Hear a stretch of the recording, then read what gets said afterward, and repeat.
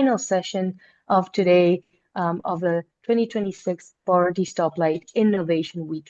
We are truly delighted to have you join us once again. Before we begin, we would like to remind you that simultaneous interpretation is available in this session and in fact through all of the sessions of the Innovation Week. So in order to activate the translation, all you need to do is you need to go to the bottom, to the Zoom toolbar at the bottom of your page, right? And select the language that you would like to listen to, English or Spanish. Buenos días, buenas tardes, buenas noches a todos, dependiendo desde qué parte del mundo se están uniendo. Queremos darles realmente una súper cálida bienvenida a este espacio, a una nueva sesión, la última sesión del día, la última sesión de hoy de la Semana de Innovación del Semáforo o del Poverty Stoplight. Y antes de arrancar, queremos recordar a todos que tenemos traducción simultánea en esta sesión y en realidad en todas las sesiones de la Semana de Innovación. Para activar la interpretación simultánea, tienen que ir a la barrita de abajo de su pantalla de Zoom y hacer clic en el icono que dice interpretación y allí podrán elegir el idioma que quieren escuchar, inglés o español. So now I will carry on entirely in English from this point onwards, and you should be able to, get the translation already. So, spaces like this do remind us that innovation does not, in fact, happen only in one session or even over the course of 1 week. Innovation happens through the conversations that we start, the questions that we ask, and the connections, in fact, right, that we build with people, with communities, with organizations. And that same spirit will be the heart and soul of the upcoming Cerrito Forum 2026, our very global annual gathering right here in sunny Paraguay, where we will continue to explore some of the most important challenges in development, in poverty elimination, in technology, in education, in sustainability, and of course, social impact. For those of you who would like to learn more about our event, please do get in touch. You could come participate. You could even present your work, right? You could share with the rest of our community, what you've been up to. So do get in touch. We have a website, cerrito.com.py, or you could email us at cerritoforum@povertystoplight.org. And Wendy is kindly helping me put these same messages right here in the chat, so you might, so that you have them handy. Now it is my great pleasure and honor to introduce a good friend of the house, a colleague, a collaborator, and of course, a friend as well, Professor Robert Krueger. And of course, we also have Esther Mao here with us. They are both from Worcester Polytechnic Institute in Massachusetts, where, as I can see, Rob, from what you're wearing, summer is finally there. We are very, we're very jealous. So welcome to both of you, Robert and Esther. Robert and Esther will share work connected to Instead, an AI-driven platform designed to help policymakers and aid organizations better understand multidimensional poverty and identify more targeted evidence-based interventions. Their work brings together international development data, large language models, and WPI's interdisciplinary approach across social science, data science, policy, and project-based research. Today, they will explore how AI can support better poverty diagnosis, policy design, and resource allocation while keeping human agency and community priorities at the very center. So Robert and Esther, thank you so very much for joining us, and the floor is yours. Thank you, Julia, for that wonderful introduction. Yes, friends, we're friends, we're colleagues, we're collaborators, and we're always happy to support and learn from friends and co-workers at the Fundación. I see Martine's here today. Thank you, Martine, for coming. It's good to see you. And I want to give a special shout out to Jessica and Wendy, who were the organizers of the conference. And Nancy, hi, it's good to see you. So I'm going to share my screen. Oh, I uh, I want to introduce or let Esther introduce herself. Esther. Okay. Hi, I'm Esther. I'm a recent graduate of WPI. I double majored in data science and policy studies. Like Rob, I have a huge interest in the intersection between those two fields and how they can contribute to greater social impact. And I'm very excited to be here today. I have to say that Esther's one of those special students who, she graduated a couple of months ago. And when I reached out to her and asked her if she wanted to be part of this, she said yes.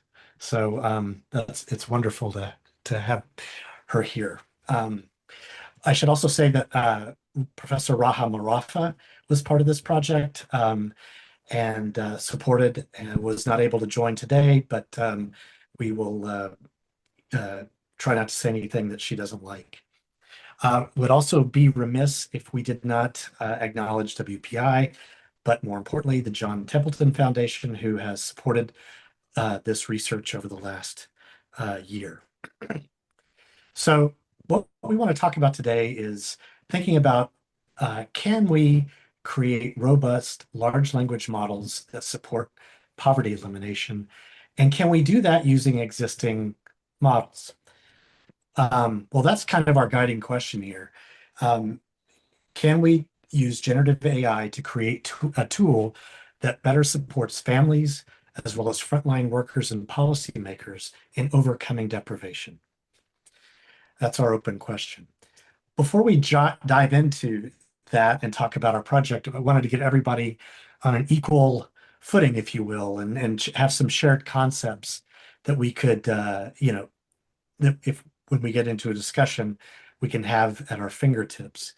But I'm sure, as you know, AI is a very broad term. It goes from, the self-driving taxis and you name it to the little robotic vacuum cleaners that clean, it seems like every airport in Asia that I've been to recently. Um, and then more recently, we've all become familiar with and probably used generative AI or the AI chatbots such as ChatGPT, which first came out in 2022, Claude, and Gemini, which more recently came out. But while it feels like these things have been around forever, they really have only been around for a few years. But large language models are a subset of AI. We can talk about deep learning, machine learning, pattern recognition, and things like that. But LLMs are really focused on generating human-like language. And really, it's quite simple. And Esther's going to talk about this more in a minute, but it's the very simple role of a large language model is to, based upon all the information it has, predict what the next word in the sequence will be. That's what it does. Um, you know, uh, while companies differ, just like in search engines, as we've known about for many years, AI agents are very different in terms of their coding and things like that. But, the knowledge that they have to draw from to train their large language models is pretty much the same across those vendors. And training data, what does it look like? Well, it's everything. Like here in the US, not too long ago, the New York Times sued OpenAI for without their explicit permission coming in and scraping their news articles from the early 1970s to the present, which were the ones digitized. It could be from uh, academic papers, journals, blogs, YouTube videos. There's all sorts of code repositories that people access, and of course, government reports from around the world, no matter what the language that they're in, as long as they're digitized and online. So I'm going to turn it over to Esther now and have her talk to you a little bit more about LLMs. Yeah, so diving into how LLMs work and the mechanisms behind them, kind of like Rob said earlier, it's honestly a very simple game of what is the next word going to be. So this is a pretty simple example. The prompt that's given to the LLM, so this could be like ChatGPT or Claude, is the capital of France is. And the LLM doesn't have a sense of what the objective truth is. We all know as humans that the capital of France is Paris, but the LLM doesn't know that. It just knows there's a 90% chance that the next word in the sentence is going to be Paris, and there's a 2.4% chance it's going to be dense and all the other words following it.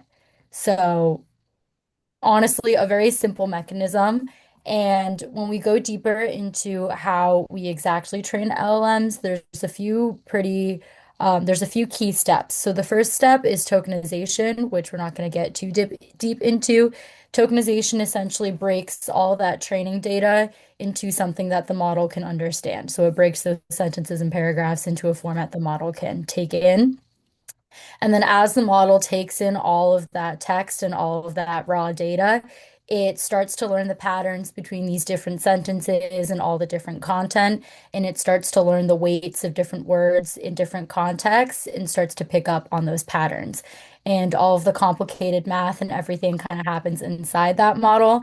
And the final output is coherent text. And it's what we as users interact with when we actually use the model.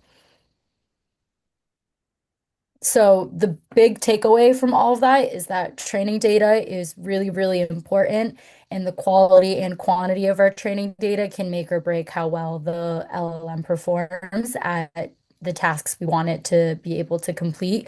So having a lot of data for the LLM to continue to see and learn from, but also high quality data. You don't want random rubbish going into the model. We want high quality content going into the model. So the better and the more data the model can learn from, the better the model is going to be. So Rob's going to talk a little bit more about what this means in the context of using LLM tools to assess and prescribe poverty solutions. Thanks, Esther. Well, I want to return us to our guiding question. Can we improve existing generative AI tool agents to create a tool that is better able to support families as well as frontline workers and policymakers in overcoming deprivation? Now, I want to pick up on some of those concepts that Esther was just talking about.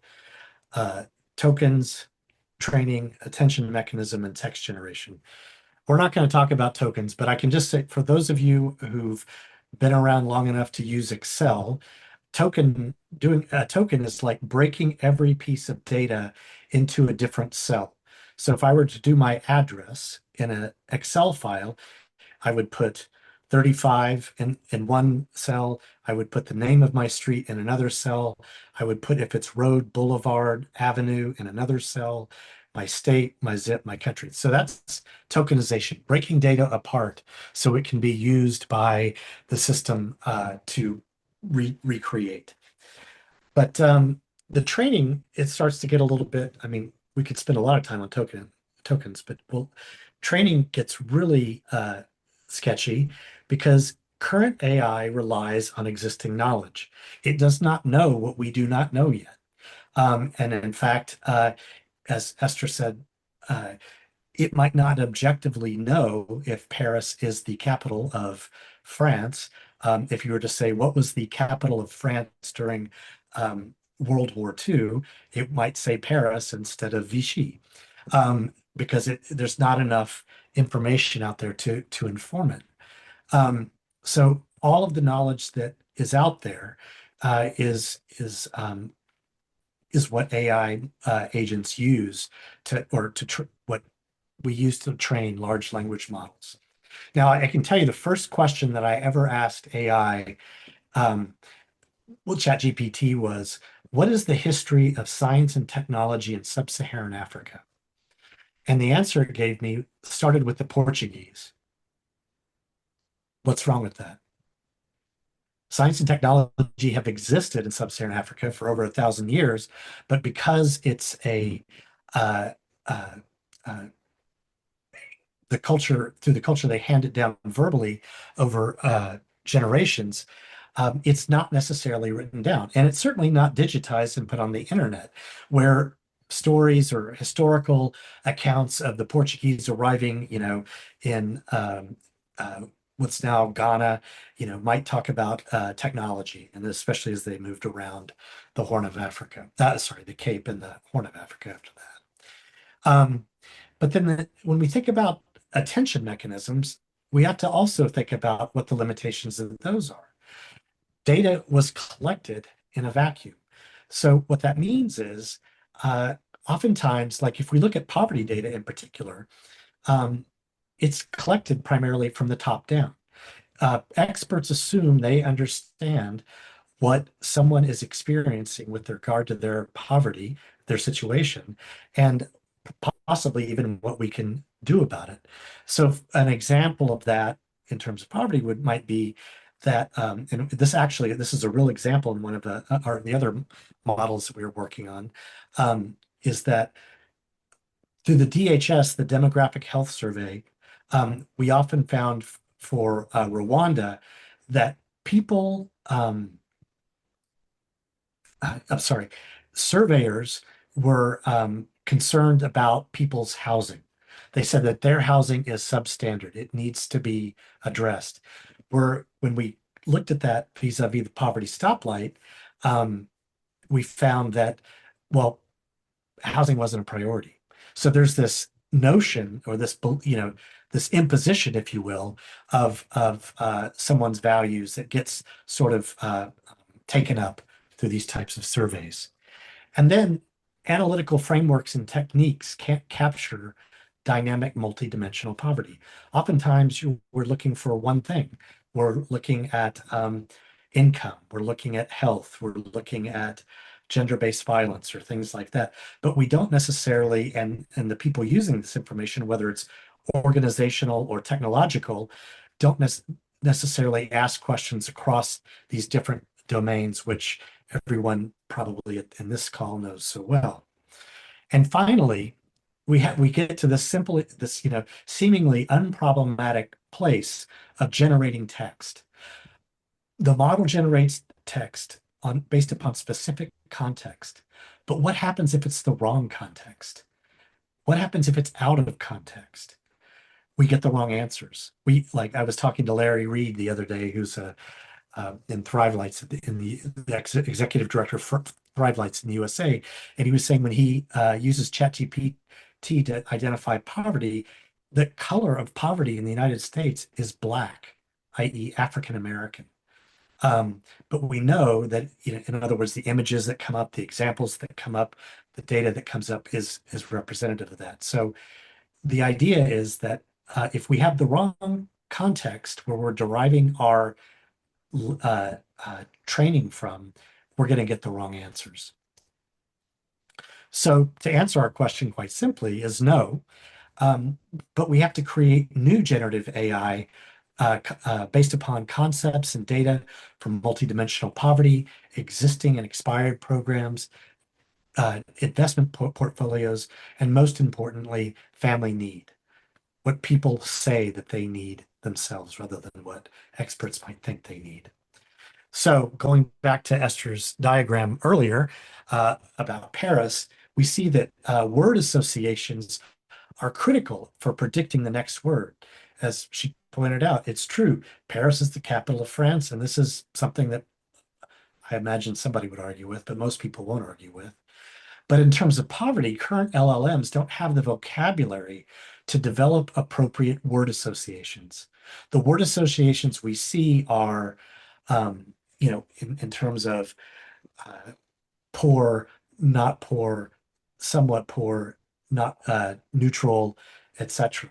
So it doesn't necessarily have the vocabulary to be able to identify what that next word ought to be. So what's it going to do? It's going to do the best possible solution that it can find. And so once again, going back to my earlier point, is that most poverty in the data that's online right now that would be used by a large language model isn't defined by families. It's defined by frontline workers, program managers, and policymakers, the experts in this. And so again, we need to understand more specifically the needs and concerns of individual families. So now taking our conversation directly to LLMs and poverty assessment, there's a lot of diverse sets of data out there. We have the Demographic Health Survey, the Mike's data, that since 2011 have queried 20 million families, I'm sorry, 4.5 million households, and that should say 20 million people. The Development Exchange Clearinghouse, which is the database that has all of the USAID projects since its founding in 1961, is available online where you can see everything that was done. It's digitized and available. And then in addition to that, there's, we could get it from the European Development Bank, the Inter-American Development Bank, things like that. They could all go into a large language model that's focused on development, that's focused on poverty, multidimensional poverty, and things like that. And then what we can also do is look at investment data. Whereas the UK, the FCDO, USAID, Department of State, Department of Agriculture, Department of Defense, I think you all know why I hesitated on that one. The World Bank, the International Monetary Fund, we can see where they're investing, what types of programs, what types of interventions they're investing in. And so we need to use that data. That data is out there. But we also have to get beyond what those questions what those databases can answer. Why people are poor from somebody else's perspective, where they're poor. We can document success and failures. Again, we need to overcome the stereotypes that come with poverty. And we also need to identify what is important to families. And so we have to train the LLMs to be able to do that specifically.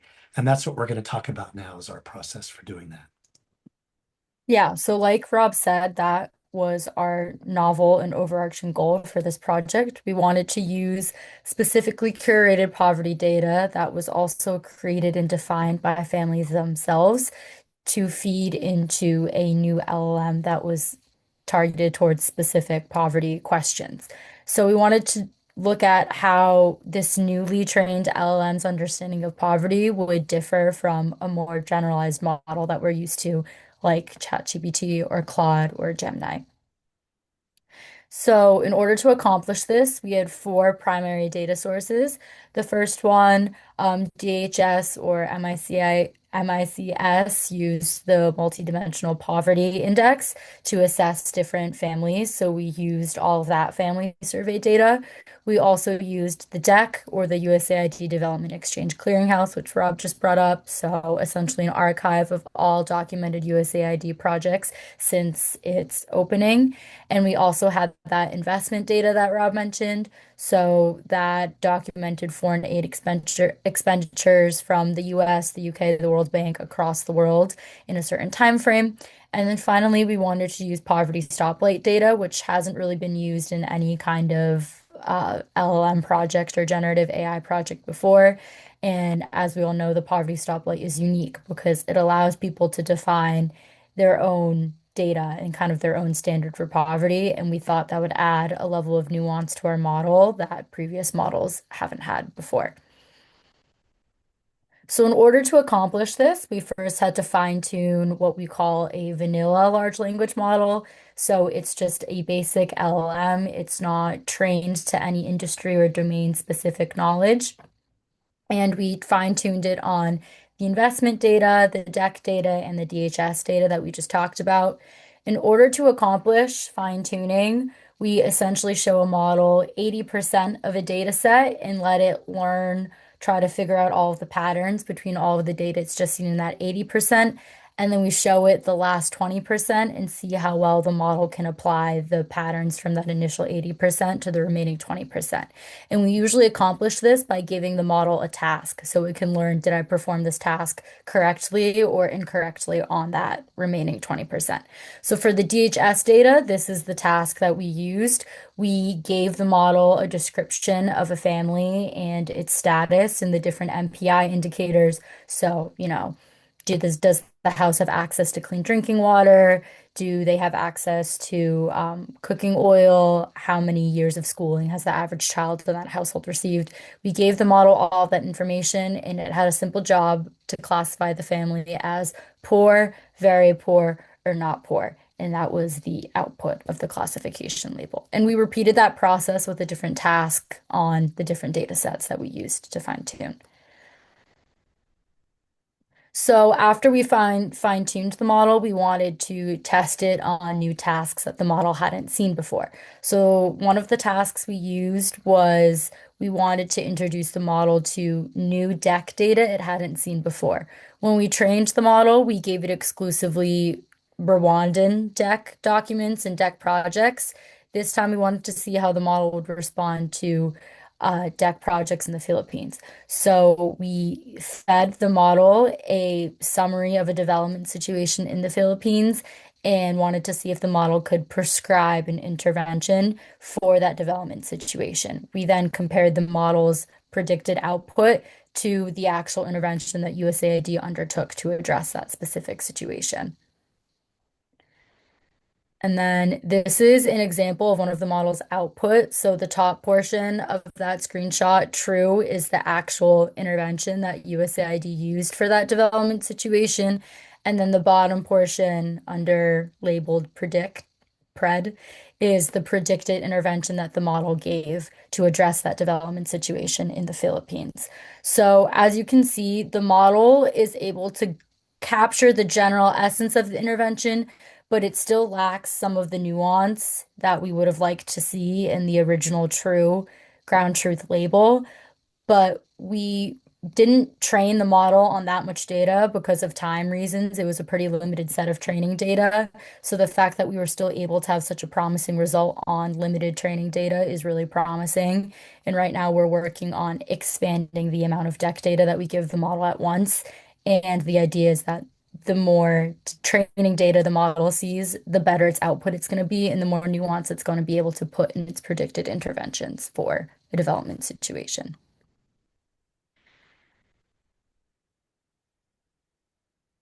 So the next task that we gave the model focused on the poverty stoplight. Up until this point, the model had yet to see any poverty stoplight family data. Um, so we wanted to see how well the model could identify poverty from the PSL data. So we gave the model descriptions of families and their situations. So it was all of their poverty stoplight indicators, but also things like how old the head of household was, how large the family was, were they in a rural versus urban area, basic information like that. And we asked the model to predict the family status in one indicator. So one example would be income based on all of the family information and its status in the other indicators. Could the model see if the family was red, yellow, or green within that income indicator? And the model is able to capture relationships between different indicators and different information about the family at a multidimensional level that we as humans can't see. So maybe it's drawing connections between, the age of the head of household and the family status in drinking water or something like that. And at the end, once we evaluated the model's performance on predicting those different indicators, it was pretty successful in assigning red, yellow, or green to a family's status and an indicator based on the information it had on the family to begin with.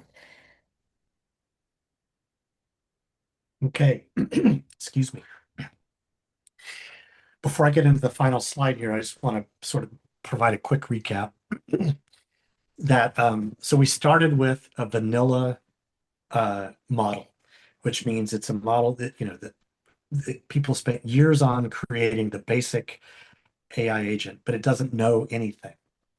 And so we took that and we provided it with information that was already existing out there, the USAID data, the Mike's data, the DHS data, the investment data, et cetera, et cetera. There's tons of data that we can put into this. To make it a truly poverty-centric large language model, to understand, not with all the diluted information that comes out there that's all over the internet, to look at poverty, but to look at how some people have looked at poverty already. And then what we did is we engaged the poverty stoplight. And why did we do that? Because the poverty stoplight has a certain sensibility that is that some AI can really benefit from, and that it's bottom up. It has people utter, remember we're talking about words and how they fit together. If we want to understand poverty better, we have to hear it from the people themselves and understand it that way. And so we wanted to see then if we could, if with the poverty stoplight and that data, the model could start seeing where the poverty stoplight was. And so it was a multi-part process that I think is showing a lot of promise. But I think there's also a lot of promise in other places too, because during the disruption of the early part of 2025, with USAID being shut down, with the realization that FCDO, Enable, and GIZ in Germany were all cutting their budgets by significant amounts, their aid budgets by significant amounts. At the same time, we heard a lot of people in NGOs and in governments in some of those quote beneficiary countries saying this is a really good opportunity for us. We have the opportunity to exercise our own agency in how we try to address these problems. And so the things that they pointed out were that, first of all, delivering aid is very expensive, right? It's mind-blowing how expensive it and the amount of logistics that it takes to get from one place to the other. But then you also had other things like organizational path dependency, where in contrast to organizations like Fundación Paraguaya, other organizations are focused on their thing that they have been successful in getting funding for decades. And therefore, they're going to continue to do that type of project and make create the rationality for why it should continue. And then, something that is probably, near and dear to everybody here is that there's no transfer of agency. What you're doing is you're sustaining a cycle of dependency. You're not getting women's perspectives on how climate change impacts them so they can then work their way out of that problem. You're saying climate change is affecting you. Here's something we can do for you that'll help you. And then we have this data that was, as we pointed out earlier, is in some ways it's good data, but it's not well conceived, and we need to really understand the limitations of it. So the opportunity here is that there's loads of diverse data that we can bring the poverty stoplight to bear on this and its revolutionary approach to understanding poverty. And, in some ways, have it inform, here's the tail wagging the dog, have the type of work that comes out of this work, the type of knowledge that comes out of this work, really influencing how we understand and use AI, especially in social services and for social change. And with that, we can, we've identified various gaps in AI, the data science, the computer science that goes into developing AI that we can overcome by putting forward cases such as this that really demonstrate the value of other kinds of data. So with that, I'll thank you for your attention. Esther, thank you. Julia, thank you. And Martine, everybody else. So we can open it up for some questions.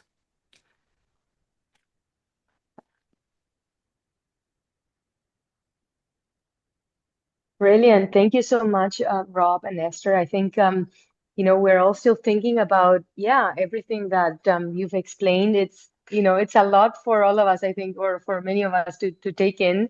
But I think you both did a really good job of explaining some pretty, so a few technical concepts here.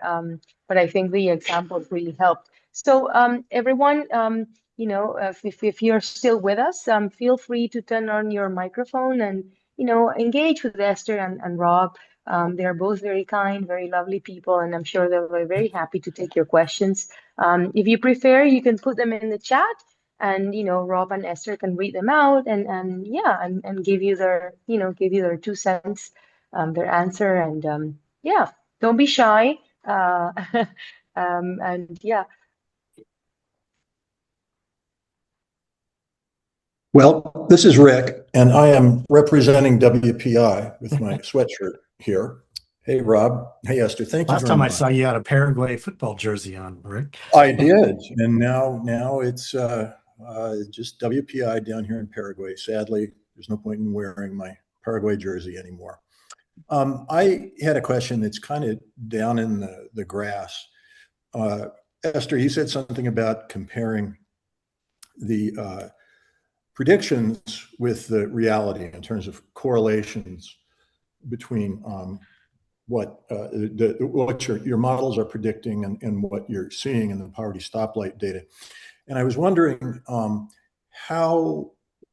what's the statistical basis for saying that correlation was really good? And just to give you some backgrounds, because I'm helping the methodology team here in Paraguay work on the same question and determine a rigorous way to do some hypothesis testing and determine what's working and what's not working in terms of indicators and interventions.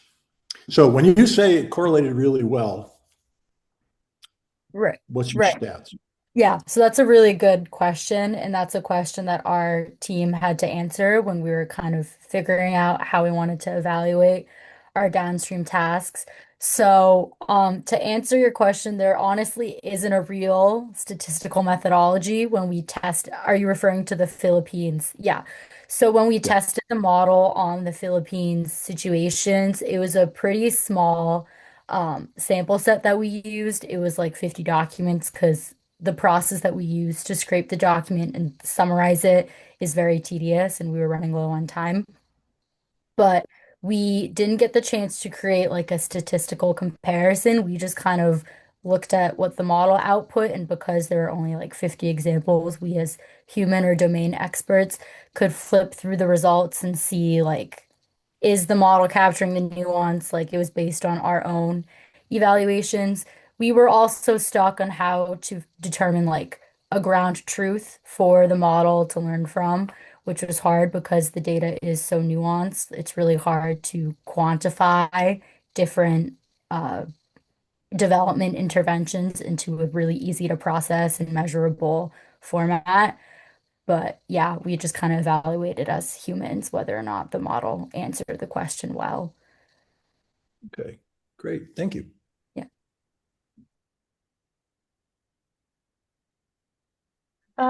Rob, I'm curious, Esther. Are other universities engaging in anything like this, or this is more your innovation because it's the opportunities here are huge, right? To really have this, integration between different databases and like you were saying, you could really illuminate, right, some of the poverty data that is already available. So I'm just wondering what's happening, perhaps, outside of WPI. Are you engaging with other colleagues? And yeah, what are the possibilities here, you think? Well, I think the possibilities are endless. But we've focused, we've tried to think about it in terms of the entire chain of the poverty stoplight from the moment you first develop an adaptation of it in a new place through to analysis at some high level organization like the Inter-American Development Bank. And how would that information be collected, organized, so it could be used in ways. And so that's kind of where we've kind of focused on it. Now, one of the, I don't know if she's still here, but Zara is working on some human centered design issues in terms of, I'm sorry, human computer interaction issues and human centered design for understanding the way the data gets reshaped with each one of those iterations and how it gets transformed. But to answer your question right now, it's about 15 of us at WPI working hand in hand with you and others at FP. So we're grateful to have that partnership and looking forward to continuing. Rob, this is Martin here. There's Jennifer from Lyft in Hawaii. She was really interested in hearing you talk through an ideal use case if a large language model can be trained, to what extent it can be trained. What does it better support families look like? I will just give you my little idea to see whether it's a family who is as doesn't know what to do. She has limited income, and she has to decide whether to buy better clothes or go to the and fix her teeth. Maybe she can ask the large language model, what have other families like me done before? That's my idea. Am I correct, or what can we tell Jennifer? And Jennifer is in Hawaii, so it's already tomorrow there. She's talking from the future. Good morning from here. Good to What see time you is it all. there, Jennifer? Oh, it's 9:45 in the morning. So just to make a, so you've been watching, you've been watching the World Cup games in the morning. That's not We fair. have the most convenient times, but I've been talking to Darlene and Seoul and cheering on Paraguay from here in Hawaii. So What do you say, Rob? No, I think that, it could be that. And what it could do is, you know, oftentimes people take more than one or complete more than one Poverty Stoplight or Thrive Light. And it can look at not only what you should do within that set of indicators, but what in terms of a time sequence. People who address this problem at this time tend to get greens, go to green on these types of things. So you can match it to priorities too. Yeah, you can really do so. That's at the individual level. But one of the things that's interesting too is at a donor level is that what we found is that oftentimes using this model, that oftentimes the interventions didn't match the needs, right? So you're spending a ton of money, like, oh, okay, we need a road. We need economic development north of Kigali. So we need to spend $10 million to build a bridge over this river so we can connect this area to that. But, actually, there's already a local economy of a person who has a flat bottom boat that pulls people across back and forth, and that works just fine. What they really want is electricity for their school, or what they really want is clean drinking water. And so we can start to see that, so you can help provide really powerful data to folks who are making decisions about where these resources are allocated at that level. So it goes, like I said, it's all along that chain from the female head of household all the way up to the female minister. thank you. Oh, sorry. If I could jump in with a question there for you, Rob, based on the answer that you just gave. One of the things I'm wondering is so I'm a nonprofit consultant and I'm working with a client that wants to bring AI into sort of their case management, right? So recording case management conversations, trying to figure out the ethics around that, sort of all of those things. But one of the things that we've been toying with is if you have a case manager who's in a position of power and has comfort in providing you resource A and B, but you want D, model help elevate what those true needs are, irregardless of the case manager. And I'm asking this because I think there's a nuance in the human and a nuance in the AI that combined could be able to make connections that maybe all parties aren't seeing, both the AI sort of and the human. Does that make sense? Yeah, no, I think that's a very nuanced way, and I wouldn't even want to predict when we could try to do that. But yeah, so what you're saying is, can you create a win-win? Can the AI identify the win-win situation that gives that frontline employee what they need and that the program manager what they need to be able to support their agenda? And that's a really good question. and we can look into that. I think that one of the things we've been experimenting with is with the Poverty Stoplight is it's our secret project called Talkie Talkie. And we piloted it in the US, in Paraguay and Brazil, where we get people to talk through as they're developing or completing their poverty stoplights, right? And developing ultimately their life maps, right? And because it's that, just to quote John Coltrane, it's the silence in between the music that Yes. is equally as important as the notes, right? And Yes. so how do we capture that? And so if we did the same kind of thing, there are and ask the right questions, there are ways that we could tease out that win-win possibility, maybe in ways that they don't yet even see themselves. Right. And that's exactly it. And it's also that comparison of, okay, we're seeing this pattern and other patterns like yours. Here are some things that have helped. Take them or leave them, right? Like maybe they're not going to help you, maybe they are, but I don't think we're good as caseworkers. I don't think we're good pattern discerners because of the amount of high intensity urgency. I don't know that your brain can actually look for patterns when it's functioning in an urgency um, mindset, if you Well, will. that's why we have the different levels. Unfortunately, they're seen as a hierarchy and not just different job descriptions, Yeah, yeah. And so it's really interesting to think about if there was a way that we could think about that work differently, and also to support staff who feel like I've done a lot of work with child welfare in the Midwest in particular in the United States, and burnout is extremely high, right? And so you have overwhelming caseloads with really high needs, dangerous situations, right? And the caseworker can only do two things. It would be great if you could get to a world where it said, oh, yeah, and you missed these three.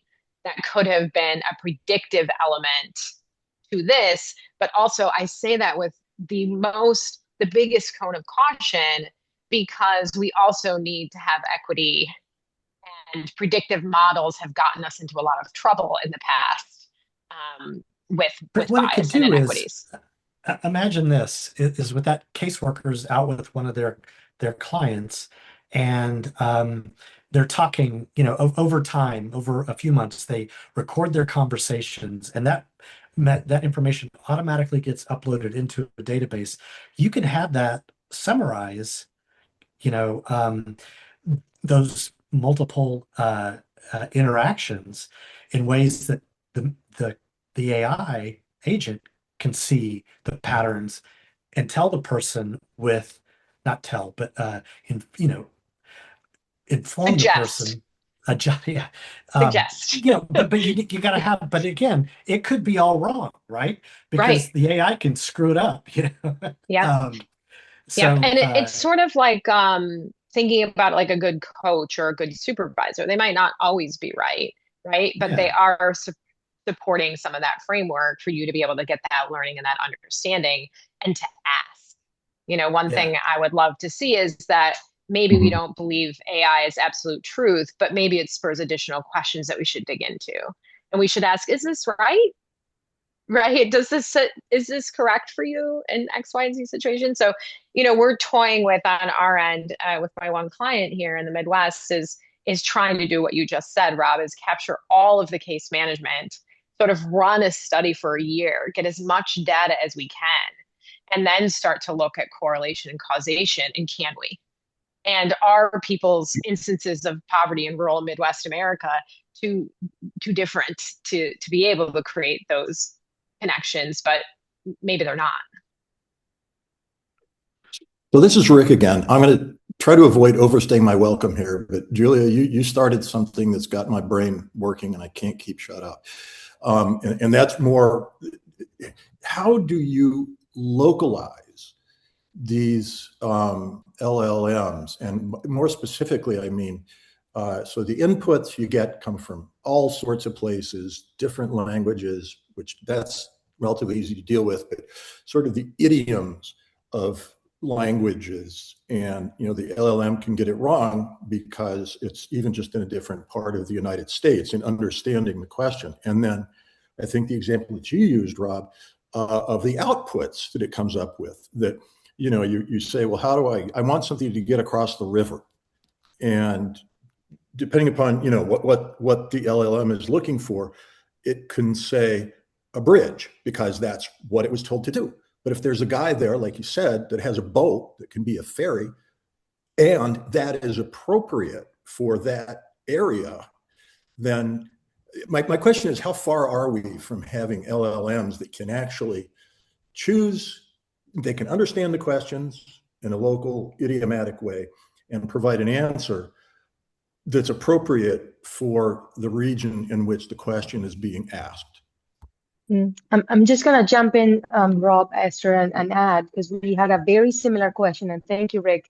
The person is saying, just in that same vein, making sure that it's also context specific, so place-based solutions that the LLM can give back to our actual families or caseworkers. Thanks. And that's Esther, you exactly want to talk, or right. you want me to? Oh, sorry. I'm just No, going to add here. That's exactly right, because every rigorous evaluation requires same, right? So if you're in a different area or it becomes, there's too much noise in the data and you can't make sense of it. And so, I think there's also an opportunity here to do some really interesting things on a local level and then expand to the macro to see, are the patterns and trends scalable, or are they truly unique to that region, to that area, to that specificity? And I think that can change, particularly when you go back to the idea of donors, is understanding the nuances of different environments. And you may get less othering. Well, this worked in my environment. Well, yeah, but here's all these other things that you need to think about or know about. Yeah, no, I think that's another great question. And Esther, I don't know if you want to handle it, but I can offer my 2 cents. And that is, I think that the system that is in place right now with the poverty stoplight is brilliant, right? You've got Unbound, just throwing it out there, Unbound, maintaining its data sets. And I imagine it maintains its countrywide data sets. And then all of that stuff comes to the Fundación as part of their database. And so if you can keep these areas, like like we keep Esther's LLM behind our firewall at WPI, so it can't be contaminated by these other types of things. So can you build, can, as part of this process, be to build a better localized LLM that is more efficient than what it would be to start from scratch, like we had to do with yours. So, Esther. Yes. How achievable is building localized LLMs? Like, for example, Hawaii is a very place-based, very unique Pacific Islands. Each island is very unique and has different needs. I mean, how realistic is it to think about localized LLMs? And what does a timeline look like? For timeline, I'm not sure, but I honestly think it would depend. It would vary based on the region because of the quality and the quantity of data that you would have available from each region. I think it would rely mostly on that, but assuming you were to have the quality and quantity of data that we needed to really fine-tune an LLM and fine-tune it well, then I think it's completely feasible to do it based on different regions. Like in Hawaii, you have to think about what kind of data do you have? Like what is the question you want to ask, and what kind of information do you have, or what kind of information do you need to collect? So you can start building the basis for training a model. So off the cuff, my thought is that the problem grows if you use localized LLMs based on the hubs and all that, like what we were talking about. the challenge computationally grows arithmetically. So if you got one hub, you've got 1x amount of local LLM. If you got two hubs, you've got 2x, three hubs, 3x, et cetera. If you try to build a universal one, I would argue that the computational challenge would grow exponentially as an x by x by x matrix, but it's just a total guess. So if you wanted to have something that worked universally everywhere, please argue. Unless that makes no sense. Well, Rick, you are the management consultant in the group. I'm still processing your X by X matrix in my head. Yeah. Like Yeah, I guess it's X by Y by Z, but yeah, you got a three-dimensional matrix as opposed to just a straight linear matrix where each LLM, or each hub develops its own LLM, and that's fine. As I look at the amount of work we've put into updating the Poverty Stoplight, the technology internally, and that's part of what I'm participating on, there's been a lot of work go into it. Now, a lot of that work, the first time you do it, that's when it's the hardest. And then moving it to somebody else, it's, hopefully half as hard or a quarter as hard from a technology perspective. So it might not be 2x the work the second time you do it, or 3x. Does that make more sense? Yes. I don't think it would be 2x or 3x the work every time you would expand to an X location. I also think what's nice about LLMs is once you get them like up and running off the ground, they kind of learn from themselves. So for example, ChatGPT, like every time you give it a query or you ask it a question, and chat's always like, oh, like let me know if that helps or let me know if you want something else, right? It always asks for feedback. The algorithm behind ChatGPT is always like taking that feedback from all its users and using it to continue to retrain itself. So yeah, theoretically, if you were to have localized LLMs, it would continue to learn from itself based on the feedback you give it on its queries. One final question. We're working with Rotary clubs, and I'm in love with their four-way test. Is it the truth? Is it fair to all concerned? Will it create goodwill and better friendships, and will it be beneficial to all concerned? Esther, is there a way to warn users whether this is the answer that they're getting has a sliver of empathy and compassion and love and truth? Because I mean, can you imagine that we create another machine of manipulation, another machine of just what a waste of time. But something to warn that woman living in the island or living in the slum, or hey, watch out, something like that. I don't know if it's possible, but I wonder if what do you guys think about that? I think it would be less about programming like the LLM or the chatbot itself to warn the person, but I think more in the way which we deploy that technology. We're not just giving the tool to people and letting them run around with it free reign. I think it would be more like, hey, this is a really helpful tool and you can use it, but it's not the end all be all. The tool isn't perfect. So I think asking people when they use the tool to use it with a grain of salt and take into consideration that that's all it is. It's a tool. That's just all technology. Technology is just a tool. It's not inherently good or bad. It's how we use it. I feel like if we told users to keep that in mind while they're implementing it and see it as that it's one helpful tool in a massive toolbox of solutions. Yeah, I don't know Thank if you add to that, Rob. That's a great Yeah. answer. Yeah.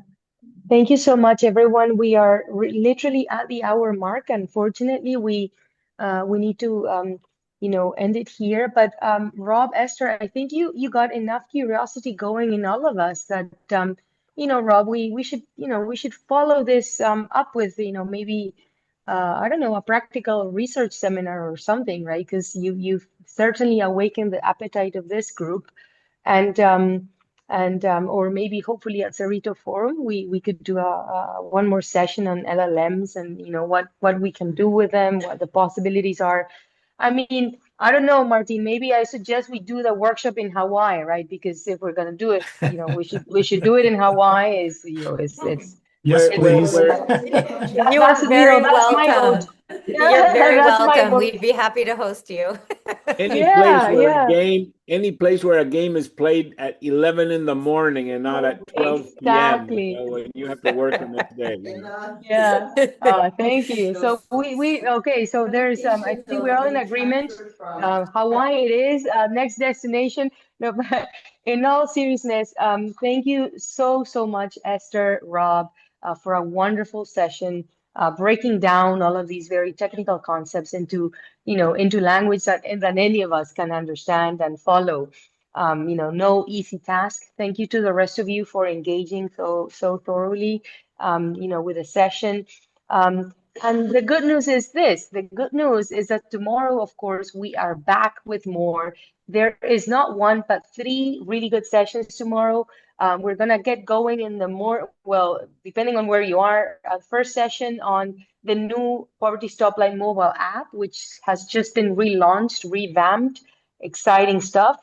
Then we're going to be talking about data. So the session on familiarizing yourself with data and why that's not as scary as you think. So another amazing session. And we're going to end the day with, talking about the technology innovation ecosystem in Latin America. Hooray, right, for our region. So please check out the full program. There's more on Friday. Not to be missed on Friday, the conversation, of course, with Professor Naila Kabir from LSC as a fitting closing ceremony to our whole week of innovation and talking about and thinking about poverty. Thank you, everyone. Stay tuned for more. Thank you for joining, for your participation. And of course, thank you to Rob and Esther for an amazing session. Cheers. Thank you all. Bye-bye. Thank you all very much. Bye. Thank Thank you, you. Esther. Thank you, Rob. Bye-bye. Bye-bye. Thank you. Thank you all for joining.